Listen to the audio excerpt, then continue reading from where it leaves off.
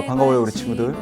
오늘 6월 모평 보시느라고 정말 수고 많았고, 제가 여러분들하고 6월 모평을 이제 해설하고 분석하게 될 최양진이라고 해요.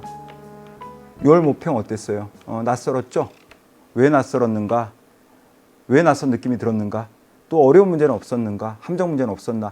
여러 가지의 생각들 여러분들이 들 겁니다. 그렇죠?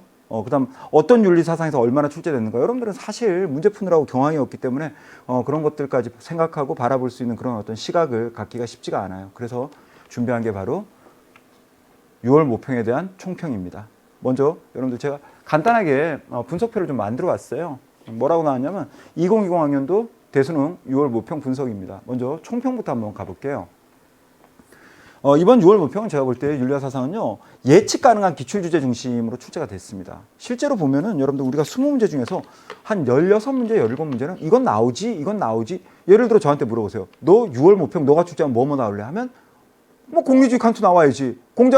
맹자 순자 또는 공자 맹자 비교하는 거 나와야지. 주자 양명 비교하는 거 나와야지. 이왕이 비교하는 거 나와야지. 그 다음에 거기서 어때요? 정약용이 비판하는 거 나와야지.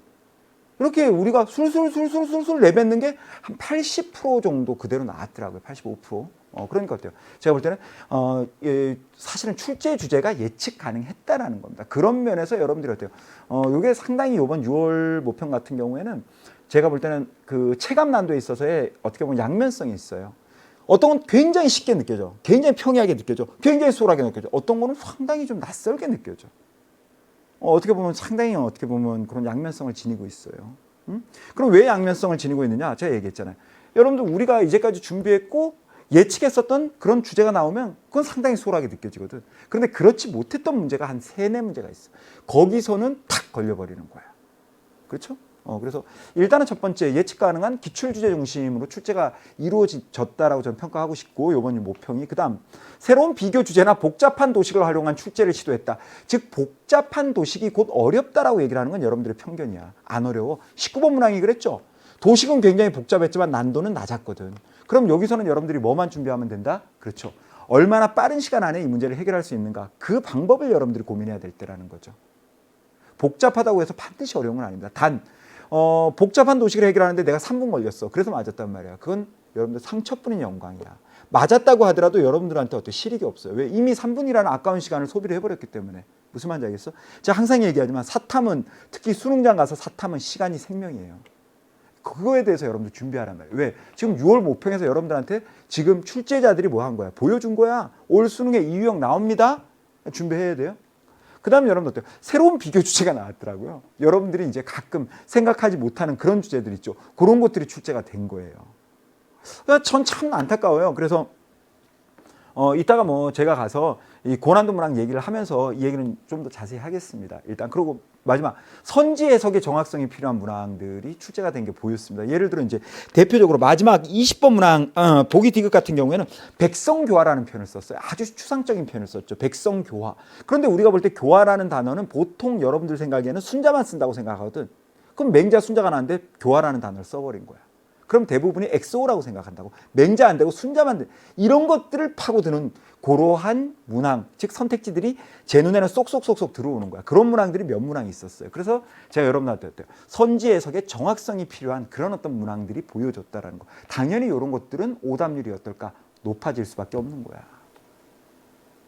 됐니? 무슨 말인지 알겠어요? 요렇게 저는 총평 내리고 싶고, 그러면 일단 출제 비율을 한번 보자고. 동양윤리가 7문항 출제됐어. 서양윤리가 9문항. 왜 서양이 더 많아? 원래 서양이 더 많아. 원래 서양이 분량이 더 많잖아. 아주 이상적으로 출제가 된 거야. 원래 이만큼 딱 출제가 되는 거예요. 이게 FM 비율입니다. 스탠다드 비율이라는 거야. 알겠어? 그래서 어때요? 동양윤리 35%, 서양윤리 45%, 사회사상 4문항으로 20%. 이렇게 출제가 이루어졌어요. 그래서 제가 볼 때는 어떻습니까? 동서양 사회사상에 있어서의 어떻게 보면 비율, 출제 비율은 상당히 황금률을 맞췄다라고 평가를 하고 싶고요. 그 다음 이제 주요 문항 분석. 여기를 한번 가보자고. 고난도 문항이 있었죠. 예를 들어 뭐 9번 문항 같은 경우. 그러니까 9번 문항은 왜 어려웠냐? 저는 그걸 묻고 싶어요. 여러분들 9번 문항은 출제자의 의도는 자유주의와 공동체주의의 특징에 대해서 이 친구가 알고 있는가 모르는가를 묻고 싶었던 거야. 우리 수험생들한테. 근데 여러분들은 그걸 뭐로 접근한 거야? 그렇지. 롤슨이 이런 걸로 접근을 한 거야. 막 윤리사상, 깊은 서양 윤리사상으로 접근하려고 한 거야. 그러니까 여러분들 어때요? 풀려요, 안 풀려요? 안 풀리는 거야. 출제자의 의도는 상당히 라이트해, 가벼웠단 말이야. 무거운 제시문을 주면서 그 무거운 제시문 속에서 그냥 자유주의적인 특징만 딱 찾으면 문제가 해결되게끔 여러분들한테 제시를 했는데, 여러분들은 어때요? 출제자의 의도를 전혀 간파하지 못한 채 어떻게든 뭡니까? 추상적이고 현학적인 너무나 어려운 제시문을 분석하는데 시간을 다 보내버린 거야. 그러고도 어때요? 제시문 분석이 안 됐죠. 그러면 여러분들 뭐가 느껴져? 위축감이 느껴져. 아, 나 아직 윤리와 사상 멀었나 보다. 그건 여러분들의 지식의 문제가 아니거든. 여러분들이 출제 의도를 몰랐기 때문에. 아, 주제가 뭐지? 사회사상이네? 그럼 사회사상에서 나와야 되는 출제 주제 딱 정해져 있어. 그치?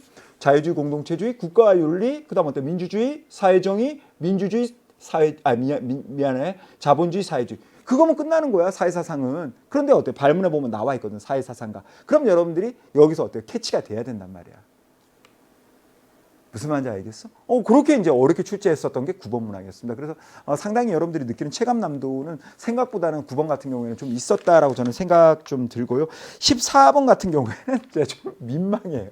왜? 14번은 의외로 여러분들이 저는 제시문 값을 우리 친구들이 상당히 방황할 거라고 생각했는데 너무나 의연하게 도가임을 한 번에 잘 찾아냈더라고. 오히려 어때요? 10번 문항이 좀 까다로웠죠. 엄밀히 얘기하면. 그렇죠? 그래서 14번 이건 저의 기우였고, 객관적으로는 얘기를 들어보니까 10번 문항 중에서 보기 디귿, 그렇죠? 보기 디귿 같은 경우 상당히 좀 여러분들이 고민스러웠다. 그런데 제가 해설 강의에서도 말씀드렸지만 고민할 만한 사실은 계제가 없었거든. 그럼에도 불구하고 여러분들 스스로가 고민을 만들었더라고요.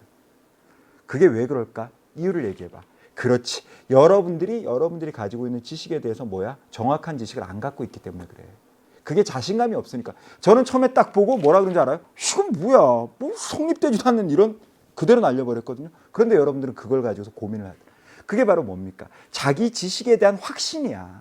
저는 확신이 있어요. 근데 여러분들은 아직까지 그게 조금 부족하다라는 거. 그래서 확실한 지식이 필요한 시점이에요.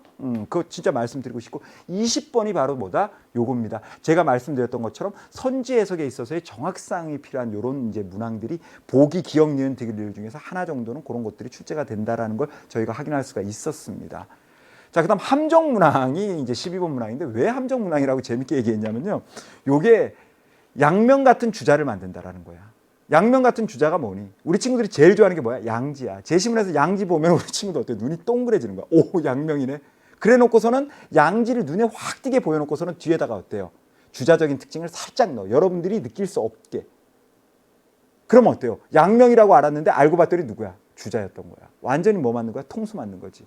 그런데 이게 이제는 통수를 안 맞는 게, 이게 처음 나왔을 때는 오답률이 60몇 %까지 올라갔던 주제인데, 이제는 사실 어때요? 여러 번 나오고 노출되기 시작하면서 이제는 오답률이 30% 이하로 떨어지거든요. 역시 그런데 그 함정 문항이 어때요? 제시문으로 출제된 게 12번 문항이었습니다. 그래서 이런 정도의 어떻게 고난도 문항과 함정 문항, 물론 이거 위에도 여러분들 어떻게 개인적인 어떤 체감적인 난도가 다를 수는 있지만, 제가 생각할 때는 이 정도가 아니었나라는 생각이 듭니다. 그러면 마무리할게요. 이제 여러분들 남은 시간 뭐 어떻게 할 거야? 다른 거 없어. 제가 얘기했지 뭐. 확실하게 뭐 해야 된다라는 겁니까? 알아야 한다. 여기 나머지 밑에는 제가 좋은 말 써온 거야, 솔직히. 오케이? 뭐 주제별 모호한 선지 해석 방법 연습하고 다양한, 미안해요. 왜? 너야 좀 있어 보일 것 같아, 너 같고. 실제로는 아니야.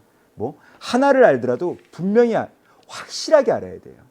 어설프게 100개를 아는 것보다 이제는 어때요? 확실하게 20개를 아는 게 더 필요합니다. 여러분들도 아마 느끼셨을 거예요. 실제로 마지막에 가서 등급을 좌우하는 건 여러분들 뭐다? 약간 애매한 개념들 있지. 거기에 대해서 얼마나 누가 더 정확하고 확실하게 지식을 가지고 있느냐에 따라서 여러분들의 등급이 판단되고, 그에 따라서 여러분들의 꿈이 바뀌고 대학이 바뀝니다. 6월에 경험을 바탕으로 9월과 수능에서는 우리 친구들 모두 다 원하는 등급을 받아가기를 기원하겠습니다. 이것으로써 6월 모평 총평을 마무리하겠습니다. 수고하셨습니다.